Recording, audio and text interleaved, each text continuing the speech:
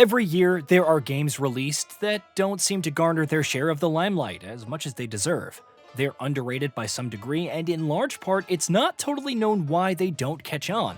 The 15 titles included in this rundown exemplify a feeling of underratedness. But for the purposes of this feature, we're not just talking about games that haven't reviewed as well as they should. Games that are overshadowed, overlooked, or underplayed have also been considered. Nine Souls. You may be asking, if Nine Souls sold well, hit all consoles after a successful PC launch, and garnered 2 nominations at the upcoming Indie Game Awards, is it genuinely underrated? Well, aside from a convoluted story told via overabundance of dialogue, Nine Souls is the Hollow Knight sequel we've all been waiting for. Its evocative, world-melding ancient Asian mythos with cyberpunk-adjacent tech provides the perfect playground for exploration and discovery, but most importantly, its robust combat demanding a clever mix of parrying, combos, and power-ups should be elevating Nine Souls above where it's already achieved. If you're waiting for Silksong, play Nine Souls. Banishers: Ghosts of New Eden. Don't Nod's spiritual successor to Vampire reviewed reasonably well but sold poorly, which is likely a symptom of its overshadowed launch. Banishers: Ghost of New Eden released in February, the same month as Final Fantasy VII Rebirth, Grand Blue Fantasy Relink, and Helldivers 2, so it really never stood a chance fighting or standing out. And if it passed you by, it's well worth checking out. For one, its addictive combat fuses traditional firepower with spirit abilities in a system not unlike Control. But moreover, Banishers has a surprisingly tender narrative exploring the love and grief 2 soulmates share as they determinedly hunt for ghouls. I Am Your Beast. Have you ever wanted to play a covert shooter with bombastic action and mobility? Strange Scaffold's I Am Your Beast may be the ticket. As a retired secret agent, you're forced back into conflict and acting as the boogeyman against all opposition. Climb trees and drop down on foes, utilize various firearms and traps, and slay out. Being a killer is easy enough, but pushing yourself to complete optional objectives and beating previous times is the real endgame.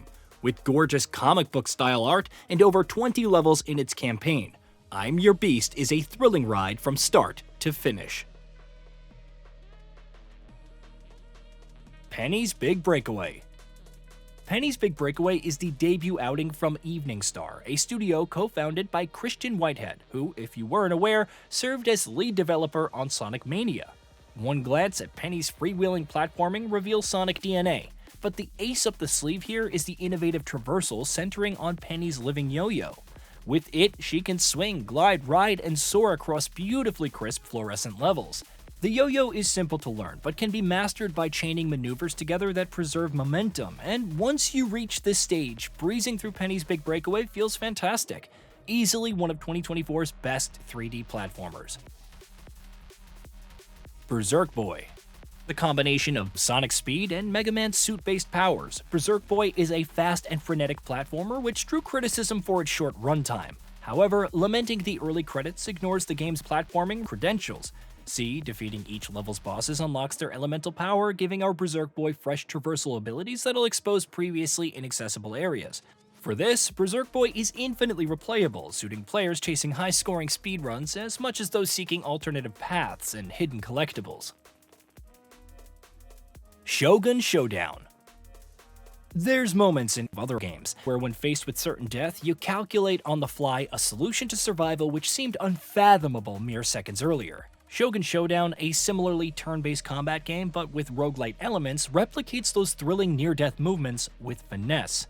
There's real depth to the combat here too, with positioning and timing, like genuine samurai fights, perhaps just as integral to scything your enemies as the attacks you choose. Shogun Showdown reviews are excellent, yet it seldom appears in the conversation for 2024's best roguelike. Nobody Wants to Die. Futuristic neo-noir detective thriller Nobody Wants to Die has a reputation for underwhelming its players. Perhaps owing to its superb graphical presentation and world building, there's an implication its gameplay would be just as detailed. As it happens, Nobody Wants to Die is best thought of as a visual novel, a mechanically light walking sim with a narrative style akin to Telltale games. Its story doesn't totally stick its landing, and there's legitimate grumbles about the inability to replay certain sections, but for a game oozing in atmosphere, you could do a lot worse. Still Wakes the Deep. Okay, so maybe Still Wakes the Deep is highly rated, as decent sales, and is in the conversation for best horror game of the year, so perhaps it shouldn't appear on this rundown. It's just, it still doesn't feel as though Still Wakes the Deep got the recognition it deserved. For one, it's a wholly unique setting, a rust-strewn oil rig isolated in the middle of the North Sea. But moreover, it features a slew of relatable characters that are all superbly voice acted. If there are ingredients that can plunge you believably into horror, it's these. Conscript. Billed principally as a survival horror, Conscript isn't horror in the sense that there are zombies lurking for a chomp on your neck. Its scenario, a World War I traipse through claustrophobic trenches dotted with savage enemy soldiers, could be argued as horrific certainly, but no, what we're getting at here is Conscript is survival horror mechanically. Resource management, backtracking, environmental puzzles, navigating complex levels. These blueprint elements straight out of Resident Evil or Silent Hill have been transplanted here to a non-traditional horror setting with aplomb.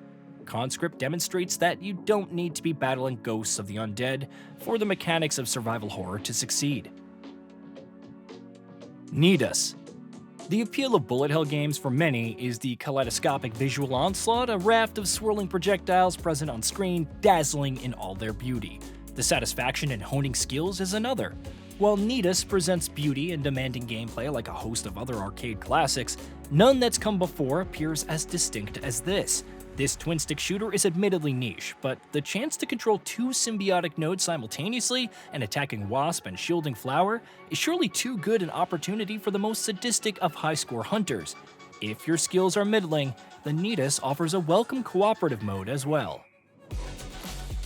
Kill Knight. Kill Knight's isometric shooting is quite like Housemarque's Nex Machina in appearance, but an analysis of its combat mechanics yield more depth beyond rip-roaring arcade action. Outside of choosing your loadout, some weapons can be used to refill health and ammo. Plus, Kill Knight's reload mechanic invites you to time specific button presses to absorb material or increase bullet damage. There's a lot to keep track of amongst the franticness, but once you get into the groove, it's an immensely satisfying and addictive loop. The pinnacle of one more run, Kill Knight will eat into your playtime by the hour load. Arco. Described as Mesoamerican fantasy RPG where each fight is a handcrafted bullet hellish maelstrom, Arco is a cinematic, combat-heavy adventure told from the perspective of 4 indigenous heroes. The game remixes turn-based battles in that both you and your enemies pause and move simultaneously in a system which combines tactical planning with instantaneously reactive maneuvers.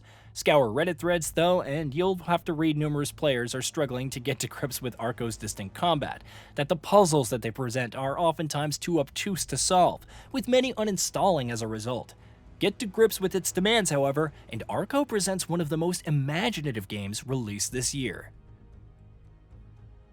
Minds Beneath Us. Minds Beneath Us presents a dystopian society immediately familiar to anyone who's played anything vaguely cyberpunky.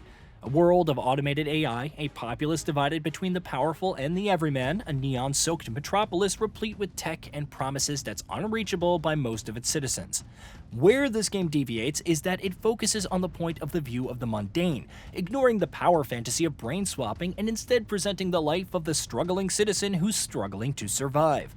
And it makes for a thoroughly interesting experience, quite unlike anything else in the genre. Minds Beneath Us deserves more players. Once Human.